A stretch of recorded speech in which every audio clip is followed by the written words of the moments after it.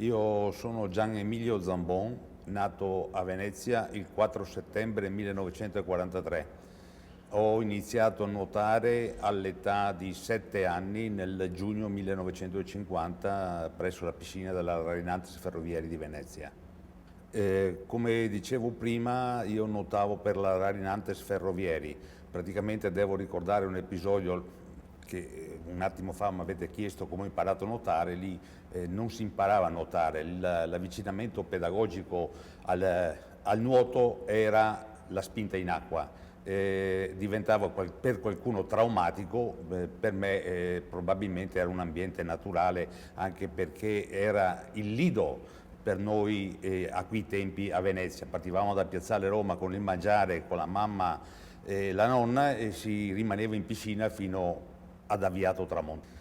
Io devo dire la verità, conoscevo solo la piscina del dopolavoro ferroviario di Venezia, perché tutte le vacanze praticamente ero in acqua presso la piscina del dopolavoro. L'organizzazione era un ambiente familiare, lì si mangiava, si giocava, eravamo in acqua assieme, anche perché i genitori ti dicevano evita di stare sulla spiaggia perché ti abbronzi con la fuliggine delle macchine a vapore che si fermavano sul ponte lagunare. Il nuoto è sempre stato considerato, e ritengo come lo è ora, una disciplina indispensabile alla formazione fisica. Praticamente il problema grosso per noi, al di là di tutte le piscine che c'erano a Venezia, mi riferisco a quella di San Samuele, San Zulian, Frezzeria, del Cristo, l'unica era la Rainantes Ferrovieri, o in alternativa la Passoni, che sinceramente non sapevo, finché non ho fatto le prime gare alla Passoni, dove stava questa benedetta piscina alle Zattere. L'organizzazione era delle migliori. Cioè, dopo che avevo imparato a nuotare ero passato sotto, diciamo, la guida di Cianci, il notissimo Veclani Giancarlo, da non confondere col figlio Paolo detto Baraonda, perché noi, come vi dirò dopo, avevamo tutti un soprannome. Ho imparato con Cianci, poi sono passato sotto la guida di Giuseppe Contessa, detto Acqua Stanca, da come metteva i piedi addosso, e quindi con Ciro Silvestri. Ecco, questo diciamo nell'ambito della piscina. Relativamente a quelle che erano le abitudini sociali all'epoca, noi eravamo una grande famiglia, eravamo amici con tutti, va bene, e ci aiutavamo tutti, perché praticamente anche chi allora non aveva da mangiare veniva a tavola con noi e si fermava con i miei genitori a mangiare in compagnia. Ci divertivamo, era un modo per passare 12 ore in piscina dall'alba al tramonto, come dicevo prima. A livello di carriera sportiva direi che è una presunzione dire modesta, più che modesta. Praticamente il dramma era che noi, potendoci allenare soltanto dai primi giorni di giugno a fine settembre, quando riuscivamo ad ottenere qualche risultato, ovviamente chi aveva la possibilità di avere un impianto coperto, mi sto riferendo agli anni 55 e seguenti, naturalmente poteva fare dei risultati tutto l'anno, cosa che per noi era impensabile. Naturalmente il Cianci ci portò inizialmente, mi pare, nel 58, quando aprirono la piscina a Mestre, a fare allenamento con lui nella piscina di via Circonvallazione, che era stata appena aperta, mi ricordo quell'anno, e naturalmente non bastava, e molto spesso i miei genitori mi accompagnavano a Padova 2 volte alla settimana presso la piscina del CONI a Paltana. Però naturalmente questo qua non coincideva con i risultati scolastici che si aspettavano i miei genitori, quindi praticamente ho dovuto ridurre l'attività, cioè non andare più a Padova, e quindi ricadevo nelle stesse condizioni. Naturalmente ho fatto gare provinciali, regionali di nuoto, interregionali, amichevoli a Trieste, a Mantova, a Firenze, a Livorno, ma a livelli estremamente modesti. L'unica soddisfazione che ho avuto dal nuotato è stata nel 1959, quando vinsi i campionati italiani ferrovieri, sia nelle gare individuali. Io sono sempre stato ranista e il mio soprannome era Zoe, e tutti, anche a Venezia adesso che mi salutano, mi dicono ciao Zoe, perché parleremo poi eventualmente di soprannomi, perché quando nuotavo a rana non ero capace di portare la calottina e i capelli davanti erano tutti sulla fronte, e il soprannome era Zoe, e tale sono rimasto anche oggi. Erano gli stessi allenatori che ti affibbiavano un soprannome. Per esempio, io ho nuotato, naturalmente a livelli diversi, ad età diverse, con i fratelli Perondini. L'olimpionico Renato era soprannominato il Granzio, perché la sua struttura era da Granzio, proprio pelle ed ossa. Il fratello suo Roberto, pure un ottimo nuotatore, l'Orbo, perché aveva un occhio leggermente... Poi il Boca, Fiorin, che aveva la bocca storta e lo chiamavano Boca. Il buon Amedeo, quando è arrivato da noi, Amedeo Chimisso ovviamente, alla Rarinantes Ferrovieri nel 1956, aveva 10 anni ed era venuto a nuotare con noi. Veniva soprannominato il Mamo, nel senso buono. Mia mamma e mio papà lo chiamavano Peretti, perché se c'era un pero sulla tavola diventava matto per le pere. Il Bacana, il Cortivo qua, che avete sentito qualche minuto fa, era soprannominato il Tatum. Quindi i fratelli Piovesani erano 3 fratelli, Scaton, Scato e Scatoeta. Io ho nuotato con Guerrino, che è stato un ottimo campione di rana, per esempio, ma Scato oppure, l'avrete sentito perché l'abbiamo anche recentemente premiato come pantano internazionale, il Paolo Donaggio. Paolo Donaggio, che oggi voi conoscete come uomo coccodrillo, quello delle traversate, delle giornate, delle settimane in acqua, da noi era chiamato testa de giasso, perché non capiva un giasso, ecco. Ed era Ciro Silvestri, il nostro allenatore, che dava soprannomi a tutti. Ciro Silvestri era soprannominato da noi Socolo, perché naturalmente tendevamo, quando facevamo gli allenamenti dalle 14:30, 15 alle 17, se non ci guardava lungo il lato lungo ovviamente della piscina, di virare a 40 metri anziché a 50, e al ritorno c'era lo zoccolo che arrivava e dopo lo recuperava, perché ovviamente di legno stava a galla. Ecco, il rapporto che noi avevamo con la piscina del dopolavoro ferroviario, come le dicevo anticipatamente, per noi era il lido. Si partiva al mattino con la colazione, cioè quel pranzo già pronto, e fino a sera inoltrata si rimaneva lì nella vasca. Quindi eravamo in acqua dall'alba al tramonto, e questo forse ve l'ho già detto, e ci divertivamo giocando a libera dondon, quei giochi d'acqua, con grande amicizia, con grande sportività, con simpatia tra tutti noi, veramente una cosa eccezionale. Eravamo un gruppo notevole di amici che avevano bisogno già allora di una piscina coperta, che purtroppo non c'era, al di là delle famose piscine esistenti in Venezia, ma di altra natura. Gli allenamenti in piscina avvenivano soltanto nel pomeriggio, dopo 2 ore di aver fatto il pranzo, ovviamente, perché questo era rigoroso. E avevamo riservate 2 o 3 corsie lato lungo, naturalmente, della vasca, diciamo olimpica, della Rarinantes Ferrovieri, nelle quali in una nuotavano i senior, nell'altra nuotavano gli juniores e nell'altra ancora gli esordienti, e naturalmente venivamo seguiti da questi 3 allenatori che, come vi dicevo, erano Veclani, Contessa e Ciro Silvestri.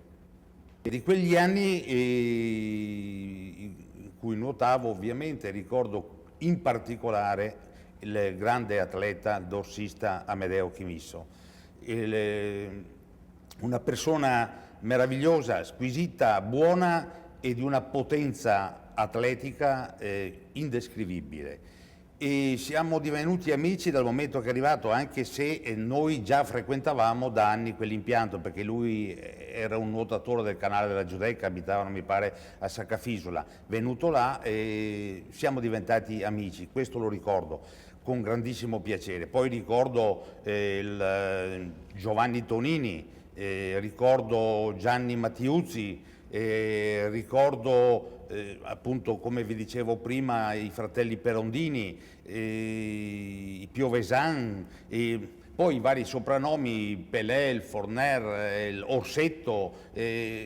Nuotavamo assieme, ma ci conoscevamo, come ribadisco, soltanto per soprannome.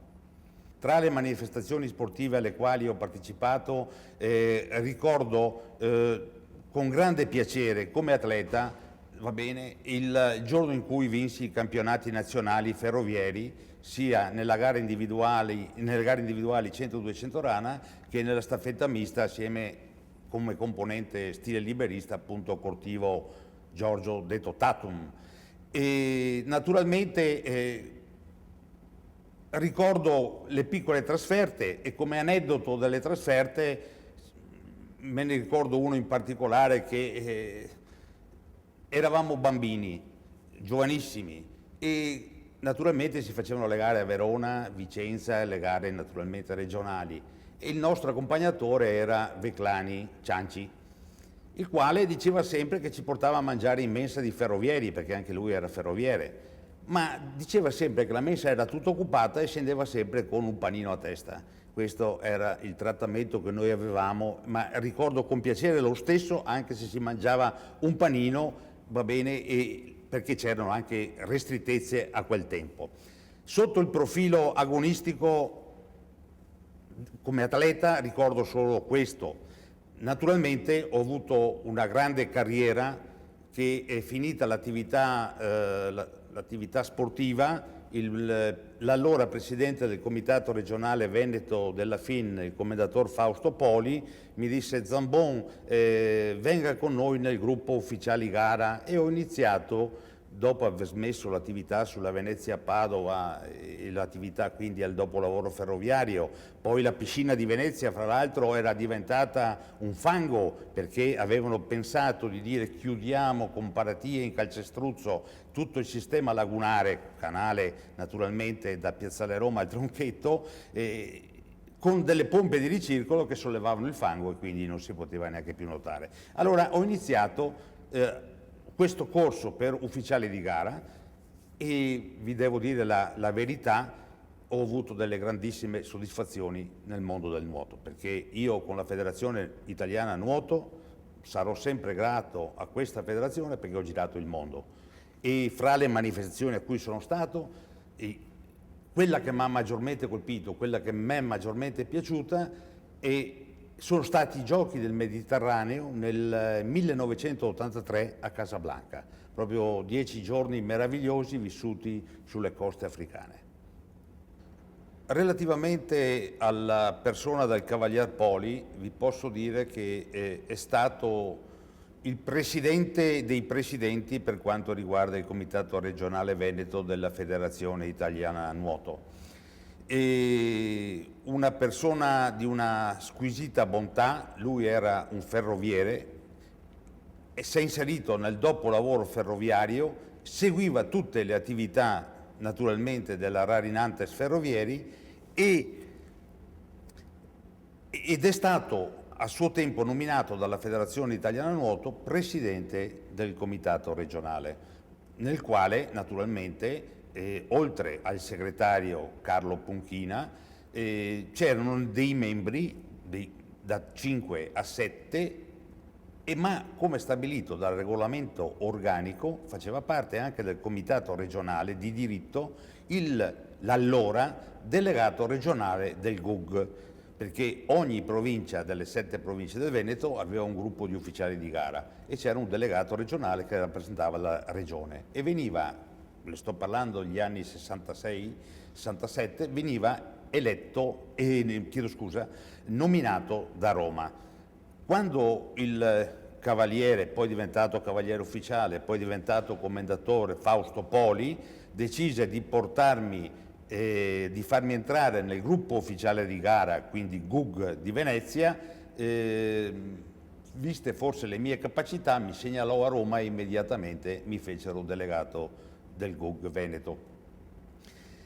Nell'ambito del GUG avevo l'appoggio, che era stato un grosso giudice arbitro, anche Fausto Poli, noto in tutta Italia per la sua bontà e disponibilità, perché per lui le squalifiche non sono mai esistite, si poteva perdonare, si poteva vedere, per cui di sicuro si trattava di una persona amata, ma di una persona particolarmente benvenuta da atleti, da tecnici, da tutti nel mondo del nuoto, per la sua particolare bonomia, un uomo meraviglioso che è diventato stella d'oro al merito sportivo. Il Comitato regionale Veneto una volta esisteva a casa del commendator Fausto Poli, 4 pratiche a casa sua. Poi in qualche modo con un aiuto della Federazione Italiana Nuoto siamo riusciti, perché già facevo parte anch'io del Comitato regionale Veneto, a trovare una sede sotto l'attuale albergo Cassagredo, proprio vicino al traghetto di Santa Sofia a Venezia. Avevamo 2 stanzette, una più grande con 2 tavoli per il presidente, il vicepresidente e il segretario, e l'altra piccola per il GUG, non avevamo altro. Finché un giorno il CONI, che si organizzò su quel bellissimo palazzo di Venezia sul Canal Grande, che è Palazzo Benzon, ci dette una grandiosa stanza ed eravamo ospiti del CONI, e il comitato operava in modo meraviglioso all'interno di questo palazzo sul Canal Grande.